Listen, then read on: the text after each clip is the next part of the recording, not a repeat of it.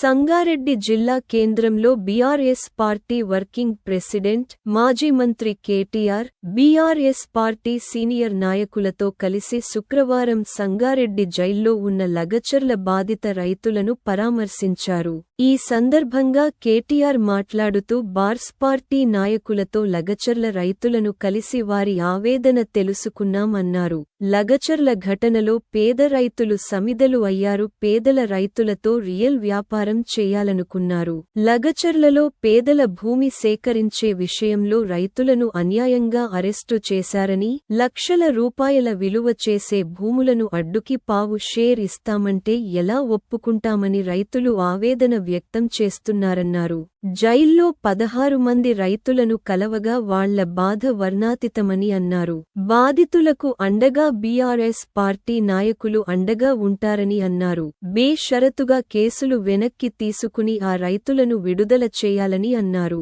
ఈ కార్యక్రమంలో మాజీ మంత్రి శ్రీనివాస్ గౌడ్, సత్యవతి రాథోడ్, స్థానిక ఎమ్మెల్యే చింతా ప్రభాకర్, మాజీ ఎమ్మెల్యేలు బాల్క సుమన్, క్రాంతి కిరణ్, నాయకులు ఎర్రోళ్ల శ్రీనివాస్, బార్స్ ప్రజా ప్రతినిధులు, నాయకులు, కార్యకర్తలు తదితరులు పాల్గొన్నారు.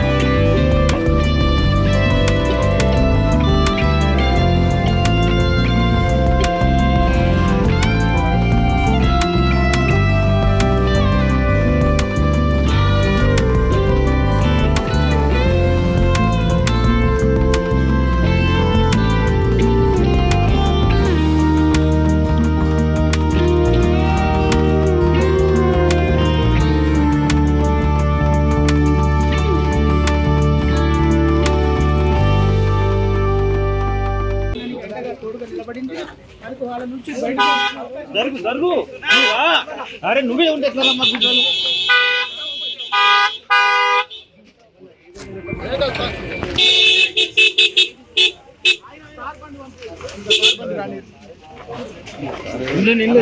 కెమెరా ఉన్నాడు.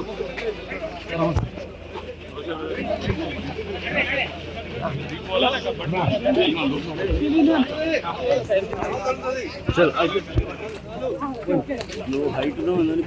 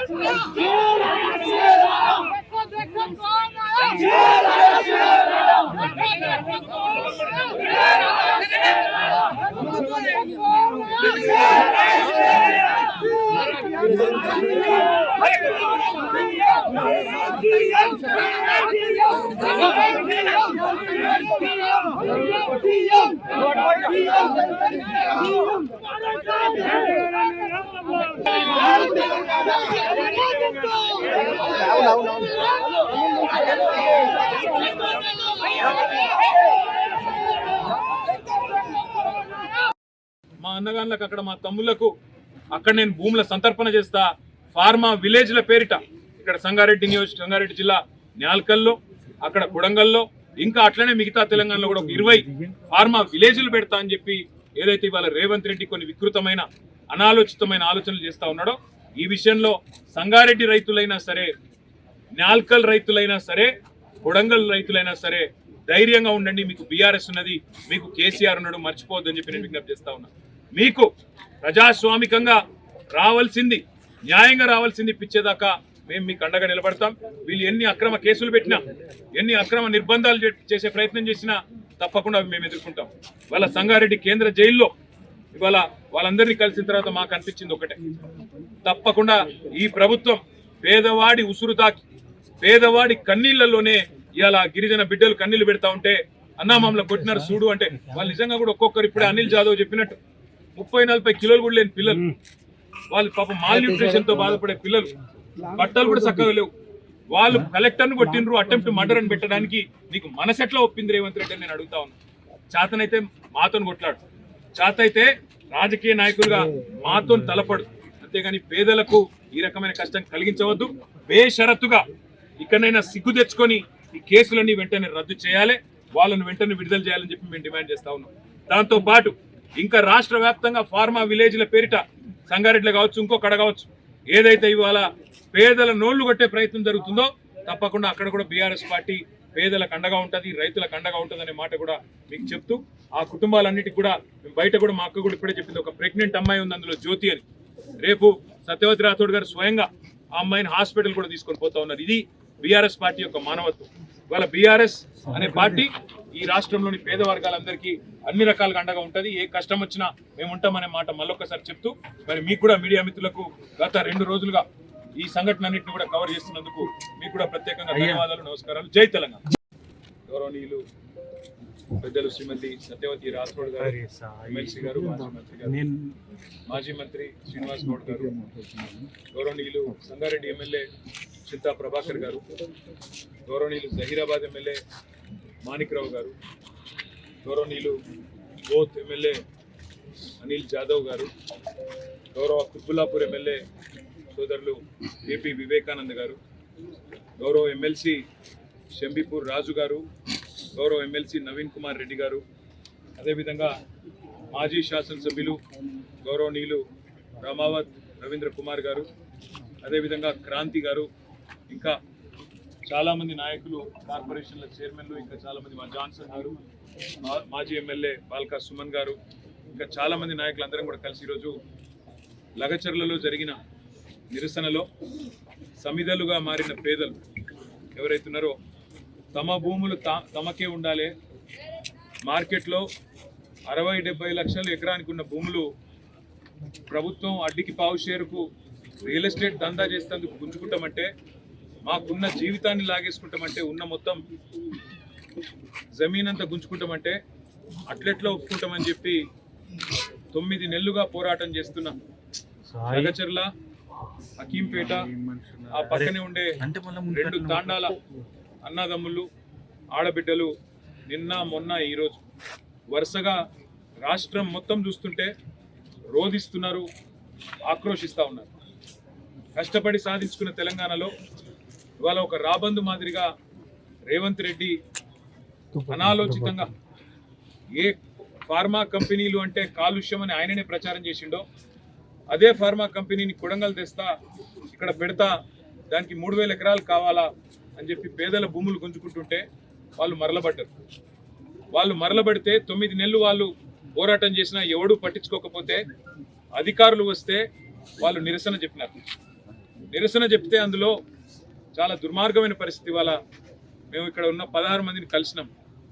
వాళ్ళల్లో ఒక ప్రభుత్వ ఉద్యోగి ఉన్నాడు, ఒక పంచాయత్ సెక్రటరీ, సోదరుడు పేరు రాఘవేంద్ర యాదవ్. ఆ తమ్ముడు చెప్తున్నాడు, అన్నా నేను ఇది మరి వీళ్ళు ఎట్లా పనిచేస్తున్నారో నాకు అర్థం కావట్లేదు. నేను ప్రభుత్వమే చెప్పిన కులగణన అనే కార్యక్రమంలో దినమంతా పాల్గొన్నా, వచ్చి ఆ సంఘటన జరిగినప్పుడు అక్కడ లేను. సాయంత్రం మొత్తం వేరే మండలంలో పాల్గొని నేను ఇంటికి వస్తే సాయంత్రం నన్ను గుంజుకపోయినారని చెప్తా ఉన్నాడు. ఇంకొక తమ్ముడు ఇంకా దారుణం అదైతే, అసలు ఆయనకు సంబంధం లేదు, ఆయన ఇక్కడ వనపర్తిలో ఐటీఐ చదువుకుంటున్నాడు. ఆ పిల్లోడు ఒక గిరిజన పిల్లగాడు. ఆయన బస్సు ఎక్కి వనపర్తిలో ఈ సంఘటన జరిగిన తర్వాత మా ఇంటోళ్ళు ఎట్లున్నారో అని చెప్పి సాయంత్రానికి చేరుకున్నాడు. సంఘటన అంతా అయిపోయిన తర్వాత ఆయనను పట్టుకుపోయి ఈరోజు జైల్లో తీసుకొచ్చి పెట్టినారు.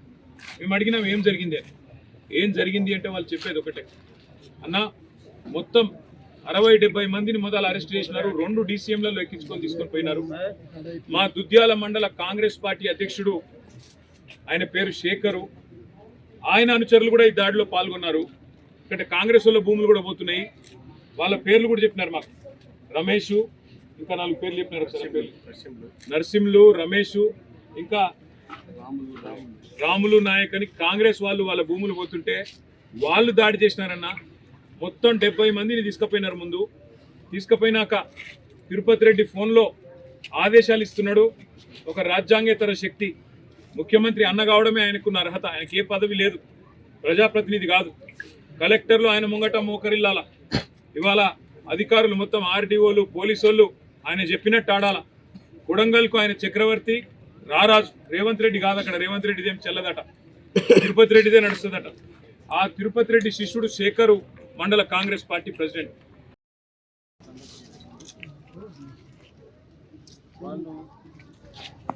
వాళ్ళ బాధ చూస్తూ ఉంటే నిజంగా ఇదేం బాధ, తెచ్చుకున్న తెలంగాణలో ఇంత బాధలా. ఏ వర్గం బాగుపడాలని రాష్ట్రం తెచ్చుకున్నామో ఆ పేద వర్గాల వాళ్ళు 10 సంవత్సరాలు రైతు బంధు వచ్చింది సార్, సంతోషంగా ఉన్నాము. ముంబైలో, దుబాయ్లో, తర్వాత పూనెలో బతికిన వాళ్ళము, ఊళ్ళలో వచ్చి ఇప్పుడు బతుకుతున్నాం. ఇప్పుడే మా భూములు మేము ఏం తినాలా, మా పిల్లలు ఎట్లా బతకాలా, మాకు ఉద్యోగాలు ఉద్యమం మా భూమి నాకు కావాలి, మేము బతుకుతామని చెప్పి వాళ్ళు ఏడుస్తుంటే నిజంగా 14 లక్షల మంది వలసపోయినటువంటి జిల్లా అది మాది. అందులో అన్ని వర్గాల వాళ్ళు ఉన్నారు, ఎస్సీలు ఉన్నారు, ఎస్టీలు ఉన్నారు, బీసీలు ఉన్నారు, ఓసీలు, రెడ్డిలు ఉన్నారు, అందరు ఉన్నారు.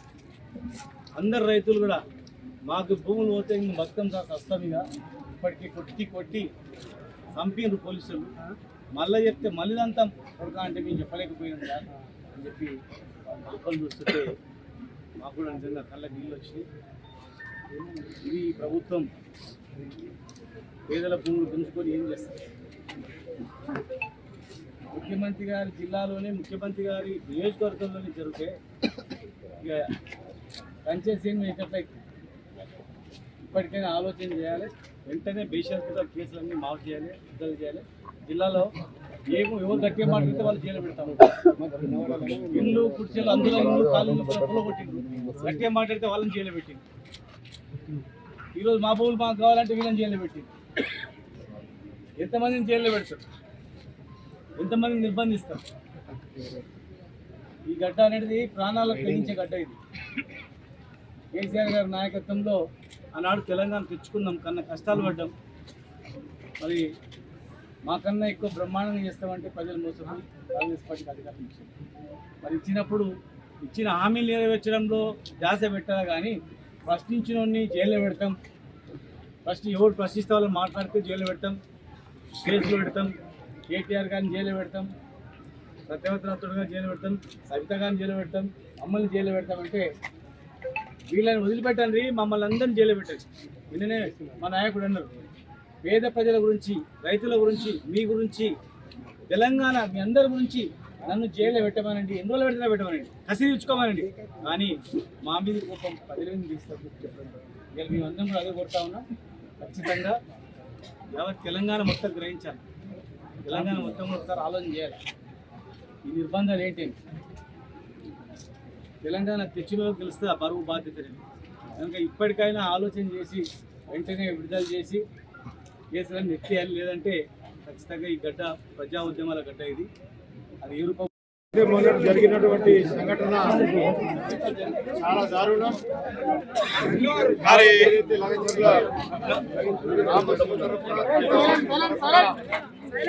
ఈరోజు మేము గిరిజన తరఫున ఖండిస్తా ఉన్నాం.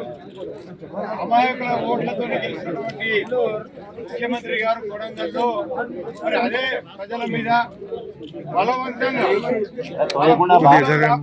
ప్రయత్నించి వాళ్ళు ఇవ్వాలని చెప్పేసరికి వాళ్ళ మీద లాఠీ చార్జ్లతో బలవంతపు కేసులు పెట్టి ఈరోజు జైలుకు పంపడం అనేది చాలా దారుణమైన పరిస్థితి. కాబట్టి ఇది మంచి పద్ధతి కాదు. అక్కడ విలువలు చూస్తే 60 లక్షలు 70 లక్షలు ఉన్నటువంటి విలువను 10 లక్షలకి లాక్కునే ప్రయత్నం చేసినటువంటి సందర్భం. కాబట్టి దీన్ని మేము పూర్తిగా ఖండిస్తా ఉన్నాం. గిరిజన సంఘాల తరఫున కానీ వివిధ సంఘాల తరఫున మేము అందరం ఖండిస్తా ఉన్నాం.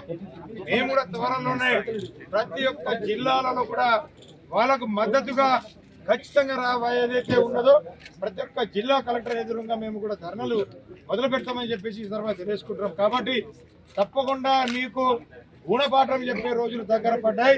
ఎందుకంటే మామూలు వాళ్ళు దాడి చేసే పరిస్థితులు కూడా లేని పరిస్థితి.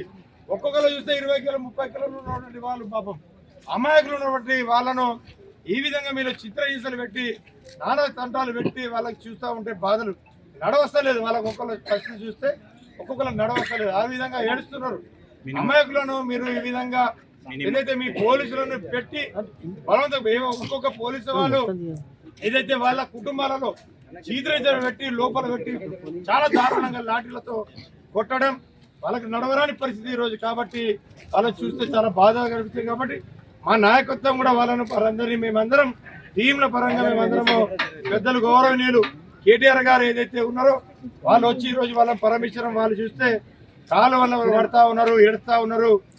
ఈ విధంగా మాకు చిత్రహింసలు పెట్టి మా యొక్క భూములను లాక్కునే ప్రయత్నం చేస్తున్నారు. సార్ మమ్మల్ని బతికేయండి, మమ్మల్ని ఏ విధంగా ఆదుకోని చెప్పేసి వాళ్ళు కోరుతా ఉన్నారు. కాబట్టి మా నాయకులు కేటీఆర్ గారు కూడా దానిపైన మాట్లాడతారని చెప్పేసి కోరుతా ఉన్నాం. రిమాండ్కి పంపినారు, మిగతా వాళ్ళందరినీ ఇంటికి పంపినారు. అలా కాంగ్రెస్ వాళ్ళు దాడి చేసిన వాళ్ళలో ఇప్పుడు నేను చెప్పిన పేర్లు ఉన్నాయి, వీడియోలో కనబడతారు, మీరు చూడండి. వాళ్ళని మాత్రం ఇంటికి పంపి ఎవరెవరైతే బీఆర్ఎస్ వాళ్ళు వాళ్ళనే పెట్టండి జైల్లో అని చెప్పి ఈ దాడి మొత్తం బీఆర్ఎస్ వాళ్ళే చేయించిండ్రు. ఈ దాడి మొత్తం రాజకీయ దాడి, ప్రజలు చేసింది కాదు అనే ఒక కుట్ర ప్రభుత్వం చేస్తున్నది. అనుముల రేవంత్ రెడ్డి చేస్తున్నాడు, ఆయన అన్న అనుముల తిరుపతి రెడ్డి ఆ మండల కాంగ్రెస్ పార్టీ అధ్యక్షుడు చేస్తా ఉన్నాడు. వాళ్ళ బీఆర్ఎస్ వాళ్ళని తీసుకొచ్చి జైల్లో పెట్టడం అంటే వాళ్ళ ఉద్దేశం ఒకటే, తమ చాతగాని తనాన్ని 9 నెలలుగా తమ ప్రభుత్వం విఫలమైన పద్ధతిని ఇవాళ దాచుకోవడానికి ముఖ్యమంత్రి నియోజకవర్గంలో అధికారులకు జరిగిన పరాభవానికి ఇవాళ ఏం చెప్పాలనో తెలియక సిగ్గు లేకుండా దీనికి రాజకీయ రంగు పులిమి వాళ్ళని బెదిరించే ప్రయత్నం చేస్తూ ఉన్నారు. ఇంకా అరాచకం ఏంటంటే 21 మంది మొత్తం ఎస్సీ ఎస్టీ బీసీ రైతులు, ఒక ఆయన విష్ణువర్ధన్ రెడ్డి అని ఆయన కూడా ఉన్నాడు, ఆయన కూడా పాప ఇంట్లో ఉన్నాడు. వాళ్ళందరినీ పిచ్చి కొట్టుడు కొట్టినారు, చిత్రహింసలు పెట్టినారు, 3rd డిగ్రీ టార్చర్ పెట్టినారు. కొడంగల్ సిఐ, కొడంగల్ ఎస్ఐలు, వికారాబాద్ ఎస్పీ ఆయన పేరు నారాయణ రెడ్డి, వీళ్ళంతా కలిసి వీళ్ళను చిత్రహింసలు పెట్టినారు. 3 గంటలు కొట్టినారు. ఒక్కొక్కరిని చూస్తూ ఉంటే ఇప్పుడే మా అక్క చెప్పినట్టు కాళ్ళు చేతులు కమిలిపోయి ఉన్నాయి. మేము అడిగినాం, మరి ఎందుకు మేజిస్ట్రేట్ ముంగట చెప్పలేదు, కొట్టినాడు ఎందుకు చెప్పలేదు అన్నాం. మీరు చెప్తే మళ్ళా కొడతాం, మీ ఇంటికి పోయి మీ ఇంటోళ్ళని కొడతామని చెప్పినారు. మిమ్మల్ని మళ్ళా కొడతాం, జైల్లో కొడతాం, ఇంటికి పోయి మీ ఇంటోళ్ళని కూడా కొడతామని చెప్పినారు. ఎంత అమానవీయంగా, ఎంత క్రూరంగా అంటే ఇంటి మీదకి వీళ్ళనేమో జైలుకు పంపినారు. ఇంటి మీదకి బందిపోట్లను పట్టుకరానికే, ఒసామా బిన్ లాడెన్ లాంటి తీవ్రవాదులను పట్టుకరానికే ఎట్లయితే కూంబింగ్ ఆపరేషన్ చేస్తారో 100 మంది పోలీసులు వచ్చి ఇంటింటికి పోయి తలుపులు దర్వాజాలు తన్నుకుంటూ, గుద్దుకుంటూ, పగలగొట్టుకుంటూ, తాగి బూతులు మాట్లాడుతూ, కొంతమంది ప్రైవేట్ వ్యక్తులు, నేను పోలీసు వాళ్ళు అంటలేను, ప్రైవేట్ వ్యక్తులు కొంతమంది కాంగ్రెస్ పార్టీకి సంబంధించిన వాళ్ళు తాగి బూతులు మాట్లాడుతూ ఆ ఇండ్ల మీద దాడి కూడా చేయడం జరిగింది. అక్కడ ఉన్న మహిళలు, అక్కడ ఉన్న ముసలోళ్ళని పిల్లలని భయభ్రాంతులకు గురి చేయడం జరిగింది. వాళ్ళ రేవంత్ రెడ్డి కాంగ్రెస్ పార్టీ ఒకటి గుర్తుపెట్టుకోవాలా, భూమి మీద ఎవడు శాశ్వతంగా ఇక్కడే ఉండడానికి రాలే. నీ పదవి కూడా 5 ఏళ్ళే. అలా మీ ఢిల్లీ వాళ్ళ కోపం వస్తే రేపు ఎల్లుండి తీసి పారేసినా కూడా దిక్కులేదు నీకు. నేను ఒకటే గుర్తు చేస్తున్నా, రేవంత్ రెడ్డి చక్రవర్తివి కాదు, నువ్వేమి రాజువు కాదు, నువ్వేమి పెద్ద నియంతవు కాదు. నీలాంటి వాళ్ళు చాలా మంది వచ్చిండ్రు, చాలా మంది వస్తారు ఇంకా భవిష్యత్తులో.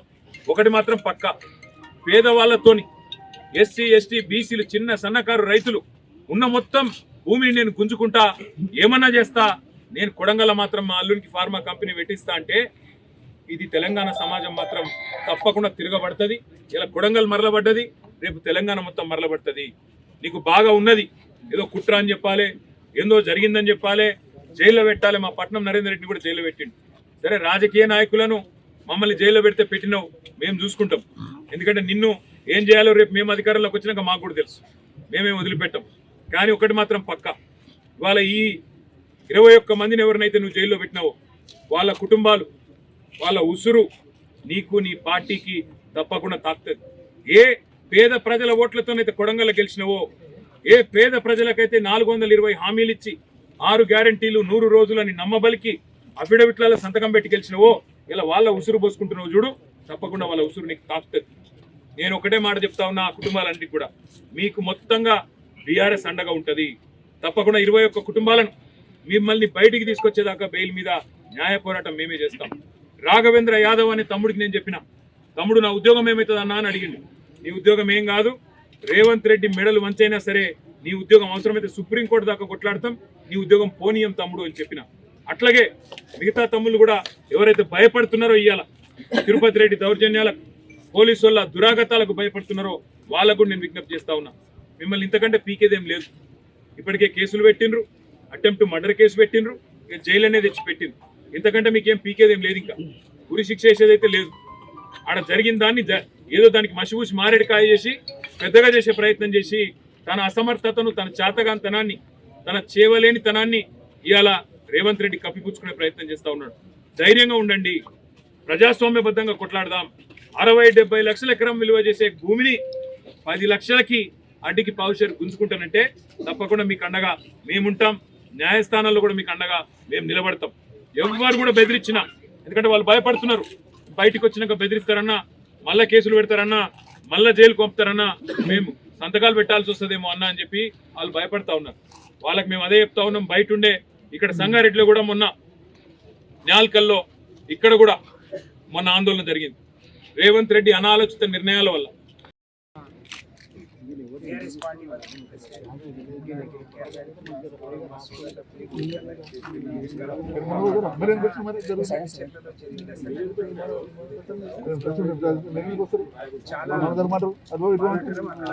చాలా మంది గిరిజనులు రాష్ట్ర ప్రభుత్వం అక్కడ ఏం జరగనుంది 10 నెలలుగా ముఖ్యమంత్రి గారు వాళ్ళని ఒప్పియలేకపోయారు, కనీసం వాళ్ళతో మాట్లాడలేదు. అలాంటి క్రమంలో వాళ్ళు గ్రామ సభ పెడితే కలెక్టర్ ఎవరు లేకుండా పంపించడం, వాళ్ళందరూ కలెక్టర్ అధికారులు గో బ్యాక్, మేము ఇవ్వము ఇప్పటికి అనేక సార్లు చెప్పాము అని చెప్పి తర్వాత కూడా ప్రభుత్వం వైఫల్యంతో సరి అయిన పోలీసు రక్షణ కానీ లేకపోతే అధికారులను మెప్పించడంలో కానీ అక్కడ ప్రజల్ని మెప్పించడంలో అధికారులు కానీ ముఖ్యమంత్రి గారు వైఫల్యం చెందారు. అది రేవంత్ రెడ్డి గారికి చాలా సిగ్గు చేటు. మీకు సిగ్గు అనిపించట్లేదా అని నేను ప్రశ్నిస్తా ఉన్నాను. ఇంతమంది గిరిజనులు నిన్న మహిళలు వాళ్ళు ప్రెస్ క్లబ్కి వచ్చి మా పార్టీ ఆఫీస్కి వచ్చి మా నాయకుడిని మాకు సాయం చేయండి, మా భర్తలు మా పిల్లలు మా కొడుకులు మనవాళ్ళు అందరూ జైల్లో ఉన్నారు, వాళ్ళని ఇడిపియండి అని చెప్పి మా దగ్గరికి వచ్చినప్పుడు వాళ్ళ బాధ అయితే వర్ణాతీతం. మహిళలను చూడకుండా అర్ధరాత్రి అపరాత్రి పోలీసులు కొంతమంది ప్రైవేట్ వ్యక్తులు కూడా కొంతమంది తాగి వచ్చి మమ్మల్ని నానా బూతులు తిట్టారు, నానా చిత్రహింసలు పెట్టారు, మా కళ్ళ ముందే మా పిల్లల్ని కొట్టుకుంటా తీసుకుపోయిండు అని అంటే నిజంగా వాళ్ళు బాధలో ఉన్నారు కాబట్టి ఆ విధంగా చెప్పిందని అనుకున్నాం. కానీ ఈరోజు జైల్లో వచ్చి అందరినీ చూసిన తర్వాత చాలా బాధ అనిపించింది, చాలా దుఃఖం అనిపించింది. వాళ్ళ చేతులు కాళ్ళని కూడా కమిలిపోయి ఉన్నాయి, దెబ్బలు తిని నడవలేని పరిస్థితిలో ఉన్నారు. ఇది చాలా దారుణం. రేవంత్ రెడ్డి గారు అధికారంలోకి రావడానికి రాష్ట్రంలో ఉండే పేదలను గిరిజనులను పావులుగా వాడుకొని కేసీఆర్ గారు వచ్చిన తర్వాత చేసే సంక్షేమంతో పాటు అదనంగా అన్ని ఇస్తామని, అందులో అసైన్డ్ భూములు పట్టాలు ఇస్తే అమ్ముకోవడానికి కూడా ఛాన్స్ ఇస్తామన్నారు. కానీ అనేక ఏళ్ళుగా వాళ్ళ సొంత పట్టా భూములతో పాటు అక్కడ అసైన్డ్ భూములు కూడా ఉంటే వాటిని దౌర్జన్యంగా వాళ్ళు గుంజుకొని వాళ్ళ సొంత ప్రయోజనాల కోసం అనేక ఏళ్ళుగా మా తాతలు తండ్రులు మేమందరం వాటిని నమ్ముకొని ఉన్నాం.